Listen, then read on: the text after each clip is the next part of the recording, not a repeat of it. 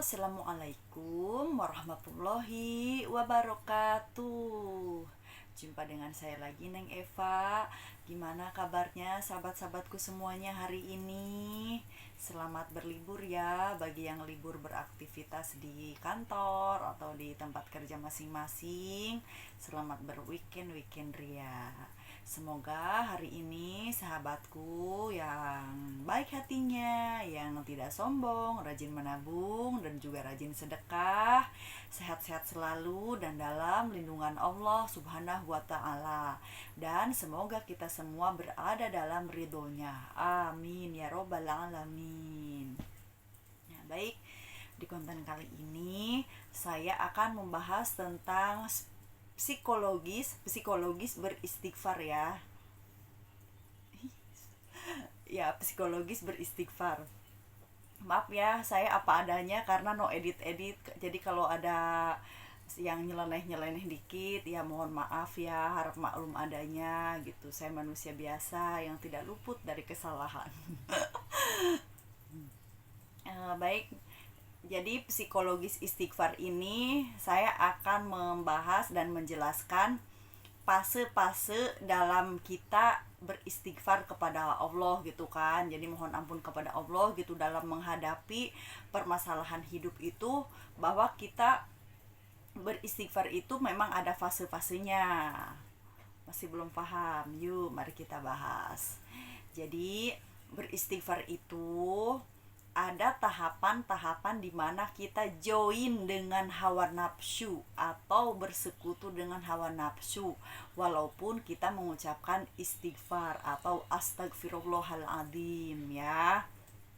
Contohnya, misalkan ada suatu kemarahan atau nafsu amarah di dalam hati kita, di dalam batin kita, tapi kita masih mengucapkan astagfirullahaladzim.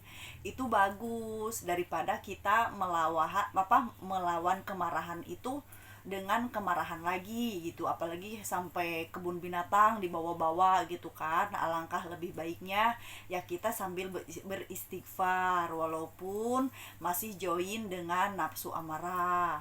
Ya contohnya misalkan ada yang menghina atau yang berkata buruk gitu kan, astagfirullahaladzim gitu kan misalkan, tapi kan istighfarnya itu marah. Nah memang itu kadang-kadang kita ada di fase tertentu kan, fase seperti itu.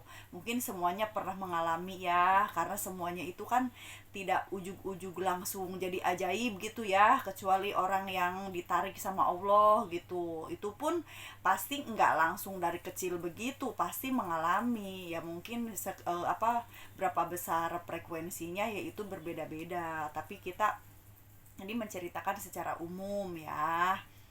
Nah, terus ada juga fase dimana psikologis kita itu beristighfar join dengan nafsu lawamah atau nafsu kebinatangan.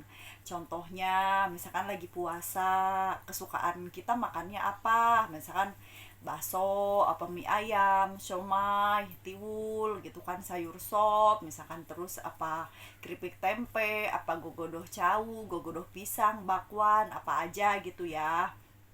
Intinya yang berhubungan dengan makanan kesukaan kita, makanan favorit gitu kan. Tapi kan kita misalkan taruhlah lagi puasa ya, karena kalau kalau hari-hari biasa nggak mungkin dong lihat makanan istighfar gitu kan, kecuali kita lagi puasa gitu. Misalkan lagi puasa nih, lihat makanan favorit gitu atau teringat makanan favorit gitu kan, kita bilang astagfirullahaladzim gitu, tapi nggak berasa sambil nelen ludah gitu kan. Misalkan ya walaupun nelen ludah itu masih halal dalam puasa kan, selama ludah itu tidak lewat batas di sini gitu ya.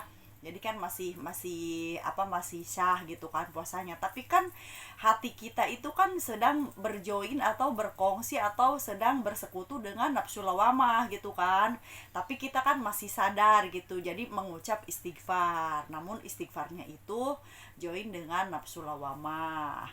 Atau contoh misalkan laki-laki ya walaupun nggak puasa nih, contoh ya, misalkan di jalan lewat perempuan pakai rok mini, misalkan nggak pakai jilbab atau mungkin pakaiannya ngetat sehingga belahan apa sih namanya ininya menonjol, bagian payudaranya, bagian dadanya gitu ya, atau mungkin yang apa yang pantatnya bohai gitu kan, kadang-kadang kan masih sadar kan ngucap astagfirullahaladzim gitu tapi sambil diliatin, tapi baca istighfar tapi matanya terus lihat. Nah itu juga kan ada fase-fase psikologis jiwa kita itu berkongsi dengan nafsu lawamah namun kita masih mengucapkan istighfar. Nah itu kan ada ya kan, sepele ya, sepele bener tapi jarang diperhatikan kan. Nah makanya kita bahas biar kita bisa meneliti dan menelaah makom istighfar kita itu adanya di mana gitu.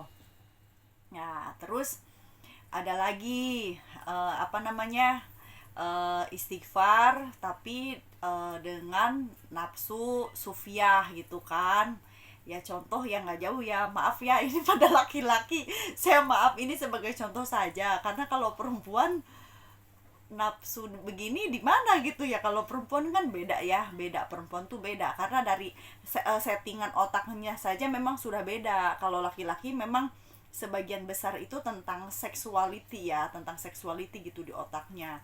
Nah contoh ini sebagai contoh saja, misalkan ya sama ya, ngelihat perempuan lewat gitu nggak pakai jilbab tapi pakaiannya ngetat gitu kan, jadi astagfirullahaladzim gitu diliatin tapi langsung berpaling astagfirullahaladzim gitu kan, tapi dia sempat melihat, sempat menikmati pandangan indah tapi istighfarnya itu beberapa kali istighfar langsung berpaling gitu. Beda sama yang tadi sebelumnya itu. Kalau yang lawamah itu kan astagfirullahaladzim astagfirullahaladzim gitu kan tapi diliatin mulu nggak sadar-sadar, lebih banyak menikmati pemandangannya kan. Nah tapi kalau yang sufiah ini gitu kan astagfirullahaladzim gitu sempet ngeliatin tapi langsung astagfirullahaladzim, langsung sadar dia tuh langsung berpaling. Nah itu ya. Terus ada lagi apa namanya psikologisnya yang sudah tercerahkan gitu ya, psikologis istighfarnya itu yang sudah tercerahkan gitu atau yang disebut dengan mulhamah ya. Contohnya ya, contohnya itu mah udah banyak ya, kayak kita misalkan mengingat sesuatu gitu atau ada masalah sesuatu gitu kan langsung istighfar, ingat sambil ingat bahwa itu tidak baik, atau kita langsung ingat bahwa itu mengandung nafsu-nafsu tertentu gitu kan. Ya contohnya apa ya, jangan cowok lagi ya, kasihan nanti laki-laki marah sama saya. Contohnya apa ya, ya udah deh lihat makanan lagi ya, misalkan lihat makanan lagi puasa gitu kan, tahu tuh apa namanya makanannya itu favorit banget gitu, dan kalau misalkan sedang tidak puasa itu tidak akan bisa menahan diri gitu, kalau nggak ngabisin ya nambah gitu kan. Nah itu kan kadang-kadang jiwa kita kan berperang kan, berjihad gitu. Nah jadi yang mulhamah ini apa namanya ada jihadnya gitu. Jadi misalkan lihat makanan gitu kan astagfirullahaladzim ya Allah gitu kan, langsung ingat bahwa saya sedang berpuasa dan itu tidak baik gitu, dan itu nafsu. Jadi ada sadarnya, ada jihadnya gitu. Nah itu psikologis istighfar yang apa namanya yang terhubung dengan nafsu mulhamah. Jadi ada pencerahannya gitu, istighfarnya itu kita langsung menyadari itu tidak baik gitu. Nah yang lebih dalam lagi psikologis istighfar yang berhubungan dengan kolbi. Nah kalau itu istighfarnya sudah masuk ke dalam hati. Nah itu biasanya orang-orang yang sudah mutmainah ya. Jadi istighfarnya itu memang murni berzikir kepada Allah gitu. Jadi mengucap astagfirullahaladzim disertai dengan jihad, disertai dengan kesadaran, disertai dengan hadirnya hati gitu. Jadi zikirnya itu dengan hatinya gitu. Kayak kita ya nyebut astagfirullahaladzim gitu kan, aku memohon kepada Allah yang maha agung gitu kan.